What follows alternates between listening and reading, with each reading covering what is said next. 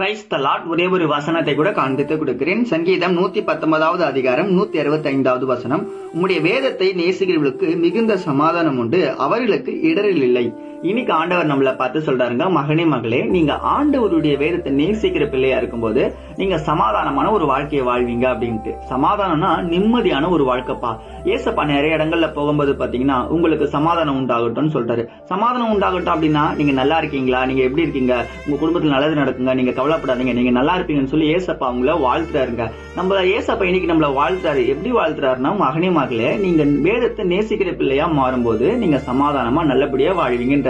டெய்லியும் பைபிள் படிக்க மறந்துடுறீங்களா? யோசிச்சு பாருங்களேன். நீங்க வேலைக்கு போறீங்க, ஸ்கூலுக்கு போறீங்க, காலேஜ் போறீங்க, உங்களுக்கு நேரம் நிறைய இருக்குங்க. ஆனா இந்த நேரத்தை நீங்க ஆண்டவருக்காக எல்லா நேரமும் பயன்படுத்துங்கன்னு சொல்லல. நீங்க போறதுக்கு முன்னாடி நீங்க எங்க போனாலும் பைபிள் படிச்சுட்டு போங்கன்னு தான் நான் இன்னைக்கு சொல்றேங்க. இப்ப கூட வீட்டை விட்டுட்டு வெளியே போறீங்களா அநேகர், நீங்க பைபிள் படிக்காம தானே போறீங்க. நீங்க பிரேயர் பண்ணிட்டு பைபிள் படிச்சுட்டு போங்க. அந்த வசனம் உங்க வாழ்க்கையை மாத்தும், உங்க கூட பேசும். உங்களுக்கு என்ன காரியம் தேவையோ அதை உங்க வாழ்க்கையை இன்னைக்கு தரப்போகுதுங்க.